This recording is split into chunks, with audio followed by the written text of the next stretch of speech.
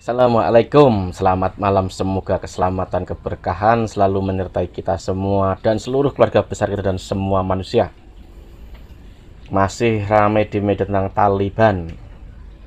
Nah, ini loh, setelah Taliban menang, mereka pasti akan berpikir, apakah Taliban akan menjadi moderat?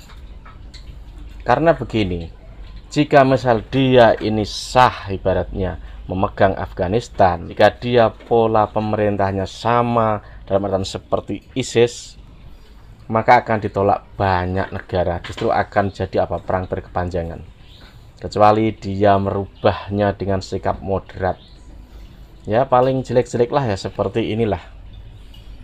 Mungkin negara-negara seperti Saudi, walau seperti hukumnya hukum Islam, tapi mereka bersahabat dengan Amerika dan lain sebagainya. Ya seperti itu misalkan, pasti bisa diterima. Apabila Afghanistan era Taliban ini mau diterima oleh banyak negara, maka harus tetap berubah. Dan polanya tidak bisa seperti negara-negara yang agak radikal, pemahaman radikal itu nggak bisa. Tetap dia harus berubah. Nah, di situ itu nanti pasti ada crash, ada friksi di antara mereka sendiri. Ibaratnya begini, mana bisa satu negara hidup sendiri, kan nggak bisa. Seperti orang lah, orang bertetangga, nggak bisa itu sendirian, nggak bisa. Pasti ada tetangga, pasti ada lingkungan dan lain sebagainya. Seperti itu. Negara itu seperti itu konsepnya, cuman bedanya ruang kecil dan ruang besar. Dari kemarin banyak berseliweran sebenarnya berita-berita, bisa dibilang apa ya? Ya agak membela Taliban itu ada. Karena di Indonesia ada orang-orang yang pemahamannya seperti itu ada. Dan khusus untuk Indonesia, bisa dibilang ini dapat momen, khususnya para khilafah itu. Mereka akan dapat momen untuk membuat berita-berita atau opini-opini bahwa yang mereka lakukan itu betul, yang mereka inginkan itu benar. Contohnya tuh seperti di Afghanistan.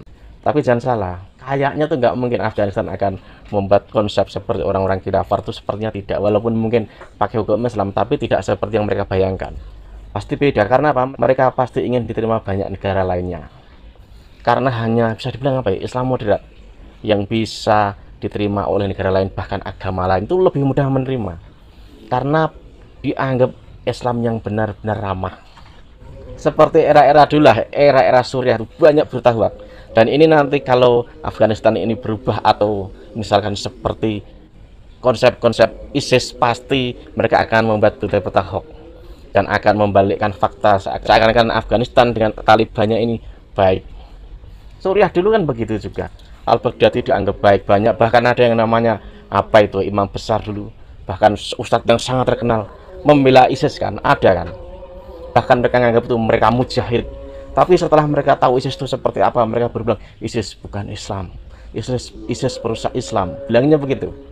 Kalau dipikir-pikir, masa sih orang sekelas mereka itu bisa tidak tahu dari awal soal ISIS? Sayang di desa aja tahu. Nah, lucu kan? Dan harus diingat, kita jangan lupa, saat pemberitaan Suriah Irak itu, betapa hoax ini merajai di Indonesia. Karena yang buat berita ini terstruktur dan ada bayarannya. Saat itu negara Saudi sangat dekat dengan Indonesia, khususnya soal hibah.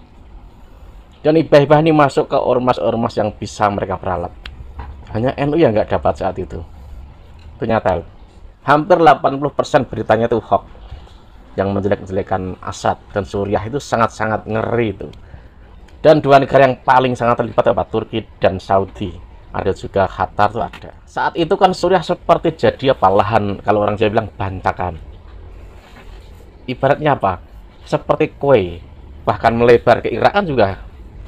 Itu sangat-sangat ngeri dan sangat-sangat jahat orang-orang Indonesia yang dulu ikut menyebarkan berita hoax tentang Suriah. Kejam mereka.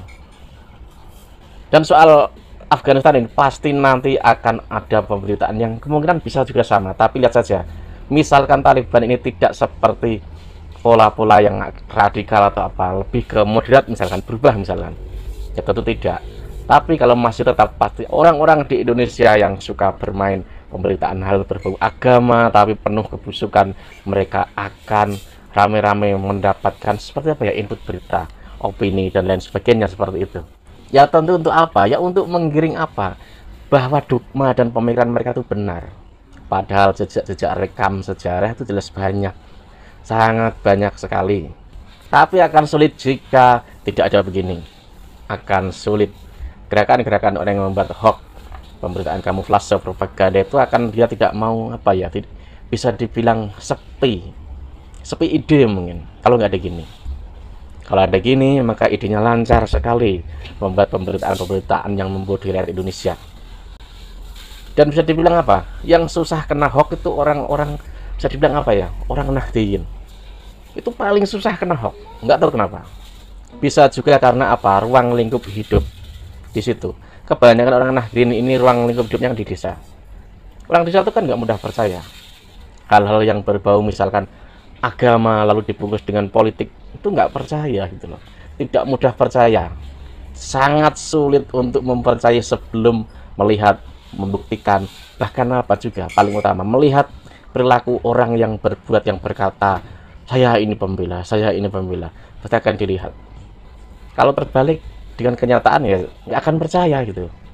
Kalau ada yang berbicara soal Taliban, apalah urusan negara lain, ya emang urusan negara lain, tapi bibit-bibit di Indonesia ini ada, makanya harus tetap diantisipasi.